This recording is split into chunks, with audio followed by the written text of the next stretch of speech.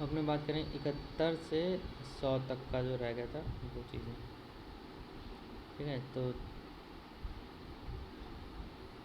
हाँ, 71 अष्टांग संग्रह के अनुसार गर्भविष में निम्नलिखित में से कौन सा पथ्य श्रेष्ठ है? कौन सा पथ्य श्रेष्ठ है गर्भविष में? 71 का आंसर पहला, 71 का आंसर पहला क्षीर सर्पी।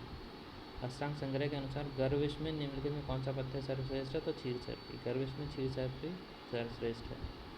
काश्यप के अनुसार कृमि रोग में प्रयुक्त विडंग घृत को किस पान के साथ सेवन करने को कहा गया है? काश्यप के अकॉर्डिंग कृमि रोग में प्रयुक्त विडंग घृत को किस चायपान के साथ सेवन करने के लिए कहा गया? तो 72 का आंसर पहला, 72 आंसर शर्करा। शर्करा के साथ कृमि रोग में विडंग घृत को लेना है, शर्करा के साथ। अष्टांग हृदय के अनुसार निम्नलिखित में से कौन सा वायु का स्थान नहीं है? कौन सा वायु का स्थान नहीं है?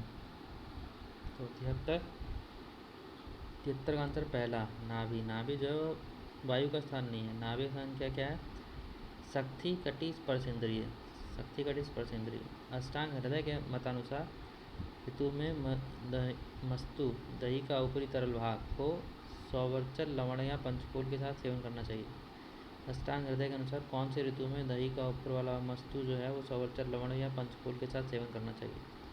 74 का आंसर तीसरा, वर्षा ऋतु। वर्षा ऋतु में मस्तु दही के ऊपरी तरल भाग को सौवर्चल लवण या पंचफूल का सेवन करना चाहिए वर्षा ऋतु में।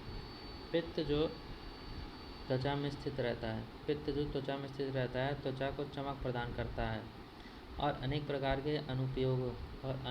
के अनुपयोगों जैसे अश्यंग परिषेक का जिसके कारण पाचन हो जाता है उस पित्त को कहते हैं। पित्त जो त्वचा में स्थित रहता है त्वचा में चमक प्रदान करता है, अनेक प्रकार के अनुपयोगों जैसे अश्यंग परिषेक का जिसके कारण पाचन हो जाता है उस पित्त को कहते हैं। 75 का आंसर पहला, भ्राजक पित्त। पित्त जो त्वचा में रहता है चमक प्रदान करता है, अनेक प्रकार अनुपयोग जैसे अश्यंग परिषेक या का जिसके कारण पाचन हो जाता है उस पित्त को कहते हैं भ्राजक पित्त। काश्यप संहिता अनुसार अभीक्षणम स्रवते यथा नार्या योनि यह निम्नोक्त किस व्याधि के लिए वर्णित है? काश्यप के अकॉर्डिंग अभीक्षण स्रवते यथा नार्या योनि इस निम्नोक्त व्याधि के लिए है। 76 का आंसर चौथा, परिश्रुता जातहारणी। काश्यप के अकॉर्डिंग अभीक्षणम स्रवते या नार्य योनि किस व्याधि के लिए? परिश्रुता जातहारणी। श्लोक पूरी करें।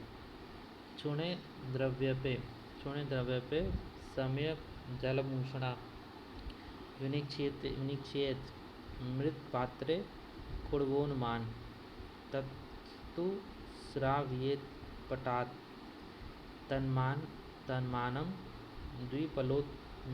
द्विपलोत्मिनत्वम्। श्लोक पूर्ति करें। 77 का आंसर है थर्ड, सस्याचूर्ण द्रव फांड। चूर्णे द्रव्ये सम्यक जलभूषणं विनिक्षेत मृत पात्रे कुर्वोन्मानं ततस्तु श्राव्येत पटात तन्मानं द्विपलोत्मिनत्वम्। सस्याचूर्ण द्रव फांड गलगंड का लक्षण है। गलगंड का लक्षण क्या है? 78 का आंसर पहला, मार धातु की वृद्धि। गलगंड का मार धातु का लक्षण है। गलगंड है गलगंड अगर हुआ है तो इसका मतलब मार धातु की वृद्धि है। चरक संहिता के अनुसार समघृत संयुक्त सेवन श्रेष्ठ माना है। समघृत संयुक्त सेवन श्रेष्ठ माना है। 79 का आंसर तीसरा, वृक्ष तथा उदावर्त। चरक संहिता के अनुसार समघृत संयुक्त सेवन श्रेष्ठ वृक्ष और उदावर्तर है।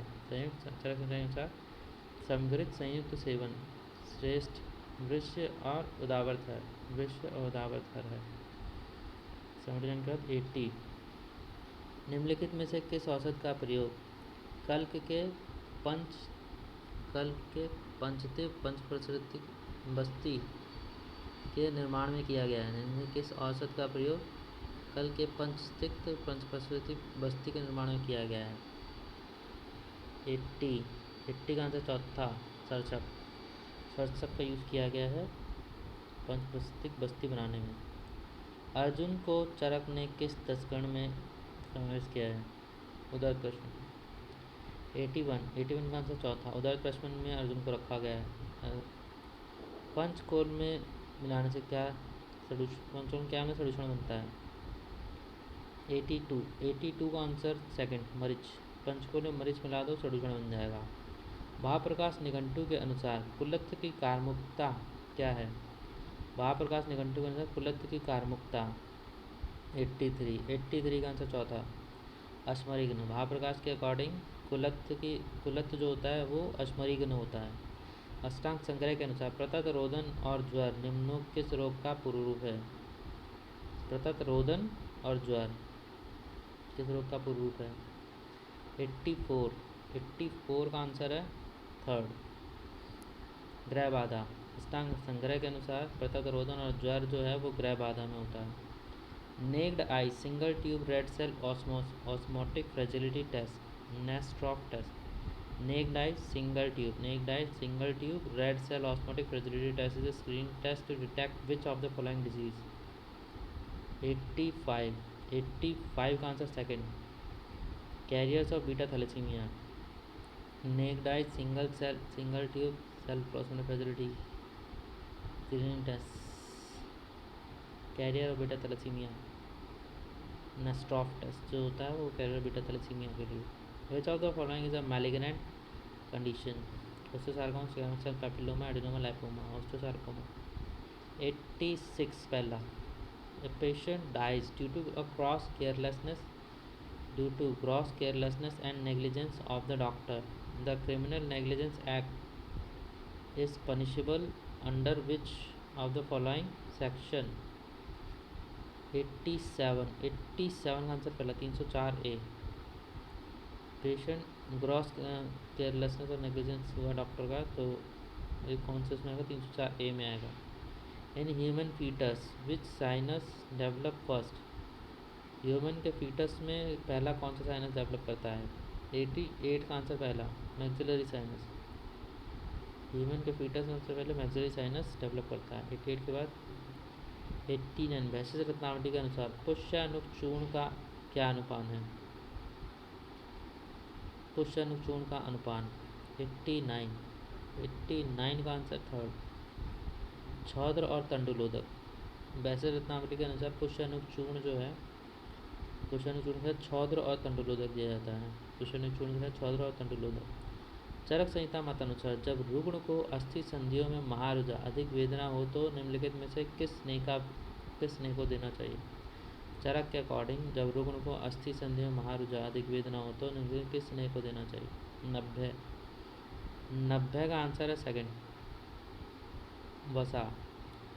चरक के अकॉर्डिंग जब रुग्ण को अस्थि संधि में रुजा हो तो क्या देना चाहिए? वसा देनी चाहिए। वली, पालित्य और खालित्य किस रस के अतिसेवन से होते हैं? वली, खालित्य, पालित्य किस रस के अतिसेवन से होते हैं? 91 का 4, लवण रस। वली, पालित्य, खालित्य जो होता है वो लवण रस के अधिक सेवन से होता है। चरक के अनुसार निम्न में से किसका निरंतर सेवन नहीं करना चाहिए? 92 का आंसर पहला, यवक। चरक अनुसार निम्न में से किसका निरंतर सेवन नहीं करना चाहिए? यवक का नहीं करना चाहिए। किसका कर सकते हैं? मृद्विका, सर्पी, मदरका कर सकते हैं, यवक का नहीं कर सकते। Which of the following is a major galactokinetic hormone? इसमें से कौन सा मेजर गैलेक्टोकाइनेटिक हार्मोन है? 93 का आंसर चौथा, ऑक्सीटोसिन। गैलेक्टोकाइनेटिक हार्मोन है ऑक्सीटोसिन। निम्न में से किसका ग्रहण अक प्रत्याहार में नहीं होता है? किसका ग्रहण अक प्रत्याहार में नहीं होता है? 94 का आंसर थर्ड, व का जो है वो नहीं होता, बाकी सब आ, ई, उ, री, री, क तो होता है, वा का नहीं होता। कौन से नेत्र रोग में रुग्ण को सब चीज़ें मोरपंख के सदृश नील वर्ण के दिखते हैं? कौन सा नेत्र रोग है जिसमें रोगी को मोरपंख के साथ नील दिखते हैं? 95 का आंसर 4, 95 का आंसर 4, दैट इज पित्तर तिमिर में। पित्तर तिमिर में बीमार को मोरपंख के नीले के समान दिखता है, पित्तर तिमिर। Murphy sign is the characteristic feature of which of the following condition? Murphy sign किस में मिलता है? 96 का आंसर है third, acute cholecystitis. Acute cholecystitis में मर्फी साइन मिलता है। एक्यूट कोलेसिस्टाइटिस में मर्फी साइन मिलता है। अधोलिखित में से कौन सा संधि मुक्त का भेद नहीं है? संधि मुक्त का भेद नहीं है। 97 का आंसर थर्ड, अतिपतित। अधोलिखित में से कौन सा संधि मुक्त का भेद नहीं है? तो अतिपतित जो है संधि मुक्त का भेद नहीं है। कौन कौन सा है संधि मुक्त का भेद? अतिक्षिप्त, अवक्षिप्त, अतिक्षिप्त, अवक्षिप्त और विवर्तित। अतिक्षिप्त, अवक्षिप्त और विवर्तित। अतिक्षिप्त, अवक्षिप्त और विवर्तित जो है संधि मुक्त का भेद है।